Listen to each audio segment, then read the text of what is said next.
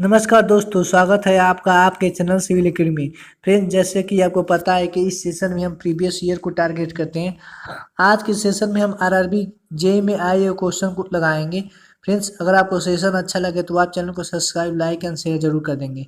चलिए फ्रेंड्स, अपना session start करते हैं। क्वेश्चन नंबर फर्स्ट पूछ रहा है, the highest point on carry way is known. कर यहाँ पे हाईएस्ट पॉइंट का नाम बताइए जो कैरी वे पे दिया जाता है, उसे क्या कहते हैं? उसे कहते हैं क्राउन। क्राउन ग्रेडियंट मेरा जो होता है लॉन्गिट्यूडनल डायरेक्शन में दिया जाता है। कैम्बर मेरा स्लोप हो गया। सुपर एलिवेशन जो है मेरा किसको काउंटरबैलेंस करता है? ये ठीक है, सेंट्रीफ्यूगल फोर्स को। Option number B is correct answer. Next question चलते हैं। कर आरी वाल मीन्स, जो मेरा आरी वाल है, ठीक है, इसका मतलब क्या है? यानी कि आरी का फुल फॉर्म पूछ रहा है, तो आरी का जो फुल फॉर्म होगा वो क्या होगा? रेनफोर्समेंट अर्थ वाल होगा। क्या होगा?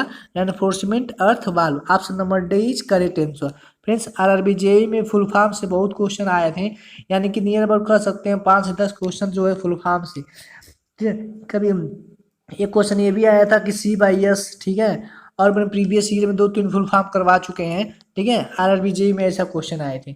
चलते हैं नेक्स्ट क्वेश्चन पे। कर यहाँ पे a project construction cost estimate include the. जब हम क्या करते हैं, ठीक है, किसी प्रोजेक्ट का कंस्ट्रक्शन करते हैं तो उसमें पूछ रहा है कौन कौन सा कास्ट जो है हम लेते हैं।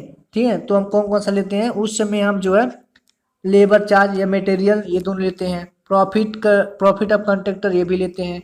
ठीक है, एक यहाँ पे इक्विपमेंट एंड ओवर रेट ये भी लेते हैं। तो option number C is correct answer. यहाँ जो प्रॉफिट जो कॉन्ट्रैक्टर का होता है वो कितना लिया जाता है? वो 10%। ये भी आया वो क्वेश्चन है। वाटर चार्ज पूछता तो वाटर चार्ज रखेंगे 1.5%। ठीक है, ठीक है, ये सब क्वेश्चन जो है, ठीक है, सारा इंक्लूड करते हैं जब हम एस्टिमेट बनाते हैं। तो नेक्स्ट क्वेश्चन चलते हैं। कर यहाँ पे the special formwork without support from ground. कर उस स्पेशल फार्मवर्क का नाम बताइए जो विदाउट सपोर्ट हो ग्राउंड से, use for constructing tall structure, जो क्या कहाँ पे यूज हो? ठीक है, लंबे स्ट्रक्चर में यूज हो, उसका नाम बताइए। ठीक है, तो उसका नाम क्या है? याद रखें, लिखा है यहाँ पे विच मूव अप, जो ऊपर की तरफ कंटिन्यूस बढ़ता चला जाए तो उसको हम क्या कहते हैं? उस फार्मवर्क को क्या कहेंगे? जो विदाउट सपोर्ट हो ग्राउंड से, ठीक है, और बड़े स्ट्रक्चर के लिए जो काम आए। उसके बाद जो है वो जो फार्मवर्क है वो ऊपर की तरफ कंटिन्यूस बढ़ता जाए तो उससे हम कहेंगे क्या?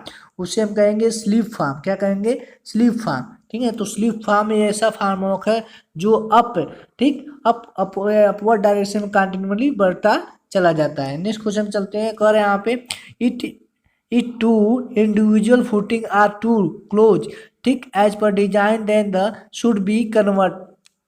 आपको बताना है यहाँ पे कि टू इंडिविजुअल फुटिंग जो, ठीक है, टू मेरा जो है क्या है? अलग अलग फुटिंग है, उससे हम क्लोज करेंगे। ठीक, तो आपसे पूछ रहा है किस कंडीशन में ऐसा जब क्लोज कर देंगे तो उससे हम कौन सा फुटिंग बोलेंगे? तो उससे हम बोलेंगे कंबाइंड फुटिंग। याद रखें, कंबाइंड फुटिंग मेरा क्या है? ये फुटिंग का ये कॉम्बिनेशन, ठीक है। मैट फाउंडेशन जो है एक प्रकार का क्या है? इसी को राफ्ट फाउंडेशन भी बोलते हैं। नेक्स्ट क्वेश्चन चलते हैं। कर the vibrating of the concrete before grouting make the quality of concrete. कर रहा है यहाँ पे जब हम कंक्रीट का क्या कर दें? वाइब्रेटिंग कर दें, ठीक है, ग्राउटिंग से पहले, तो उस कंडीशन में उसकी क्वालिटी क्या हो जाएगी? बेटर हो जाएगी। ठीक है, जब किसी भी कंक्रीट का वाइब्रेशन कर देते हैं तो उसकी जो क्वालिटी होती है वो बढ़ जाती है। ठीक है, इसलिए अच्छी हो जाएगी, यानी कि बेटर हो जाएगी। Option number C is correct answer. Next question में चलते हैं। The member with is subjected to bending is car. कर उस मेंबर का नाम बताइए जिसपे क्या देखने को मिले? बेंडिंग देखने को मिले। तो वो कौन सा मेंबर है? वो बीम है। क्या है? वो बीम है। ठीक है, स्लैब हुआ, कॉलम हो, कॉलम पे हमेशा याद रखेंगे एक्सियली लोड काम करता है। क्या काम? कौन सा लोड काम करता है? Axially load. ठीक है, चलेंगे नेक्स्ट क्वेश्चन पे। नेक्स्ट क्वेश्चन पूछ रहा है the structure with use to divide the stage into different level. कह रहा है उस स्ट्रक्चर का नाम बताइए जो हमारा क्या करे? डिवाइड करे डिफरेंट लेवल को। यानी कि ऐसे कर सकते हैं कि यानी कि जैसे first floor, second floor, third floor, ऐसे स्ट्रक्चर का नाम बताइए जो डिवाइड करता हो ऐसे। तो उसको हम क्या कहेंगे? उसको हम फ्लोर्स बोलेंगे। क्या बोलेंगे?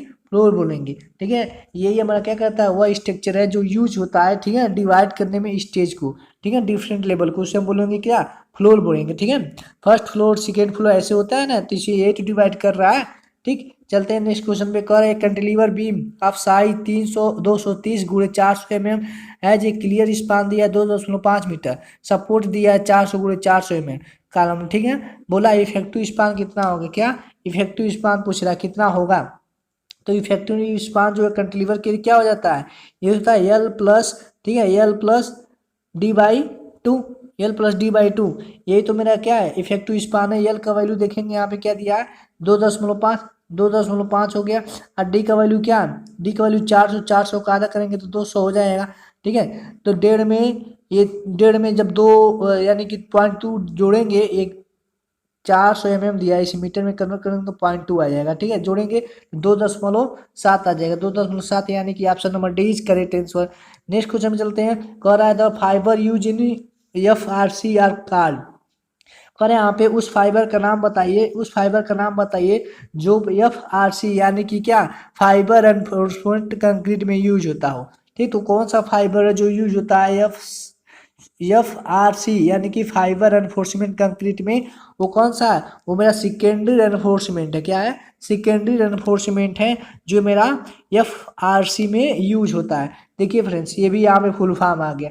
तो यही है, आरआरबी ने, आरआरबी के पेपर में 5 से 10 क्वेश्चन जो ऐसे थे जो फुल फॉर्म से ही आए थे। तो याद रखेंगे FRC का मतलब क्या होगा, फाइबर एनफोर्समेंट कंक्रीट। चलते हैं नेक्स्ट क्वेश्चन। कर रहा है इम हाफ कोन जो होता है वो यूज क्या मेजर करने के लिए, मेरा इम हाफ कोन जो यूज करते हैं उसको क्या मेजर करता है, वो स्टेबल सॉलिड, क्या स्टेबल सॉलिड जो है मेरा ये कोन मेजर करता है। Option number D is correct answer. Next question में चलते हैं। नेक्स्ट क्वेश्चन बोला है यहाँ पे कि ए लाइन ज्वाइन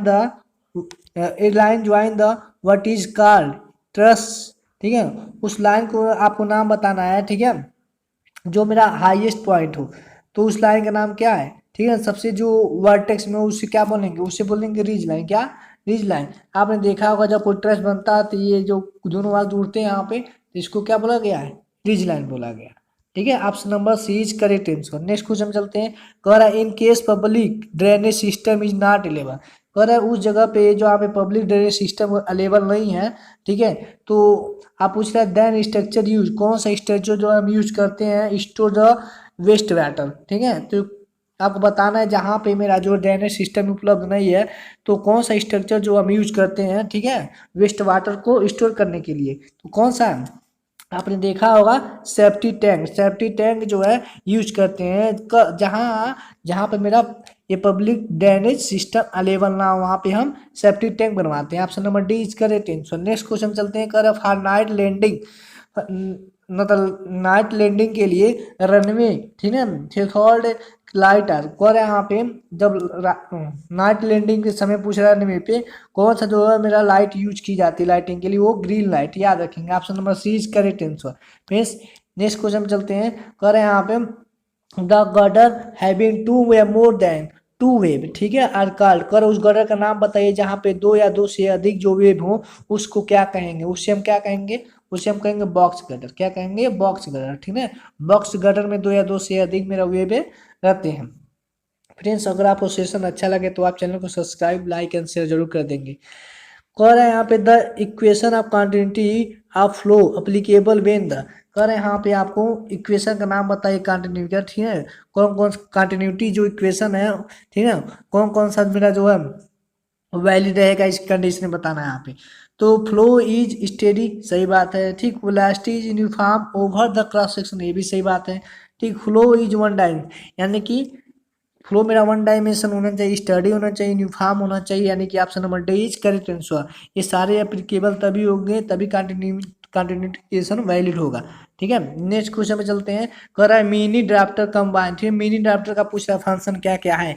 तो मिनी ड्राफ्टर जो होता है आपने ड्राइंग में यूज किया हुआ, टी स्क्वायर, सेट स्क्वायर, ठीक है, फ्रेंच कर्व एंड प्रोफाइल, ठीक है, फिर बोला है क्या, डिवाइडर एंड कंपास। ठीक है, ये सारे जो है इसके फंक्शन है। ठीक, option number C is correct answer. Next question चलते हैं, correct compressibility the reciprocal. Compressibility किसका उल्टा होता है?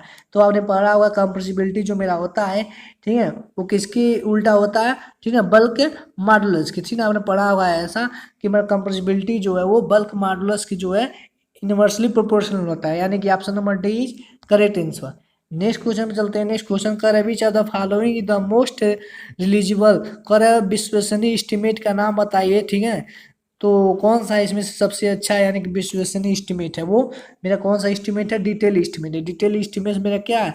रिलीएबल एस्टीमेट है। नेक्स्ट क्वेश्चन में चलते हैं। आज का लास्ट क्वेश्चन है, कर यहाँ पे what is the ratio of back washing. आप कर यहाँ पे रेशियो बताना है, ठीक है, रेशियो बताना है किसका? बैक वॉशिंग का और filtration in the typical rapid sand filter का। तो क्या होगा मेरा? ठीक है, वो होता है रेशियो जो बैक वॉशिंग और फिल्ट्रेशन का, वो 6 होता है, याद रखिए। Option number C is correct answer. Friends, अगर आपको सेशन अच्छा लगा हो तो चैनल को सब्सक्राइब, लाइक एंड शेयर जरूर कर देंगे। Thank you for watching. जय हिंद, जय भारत।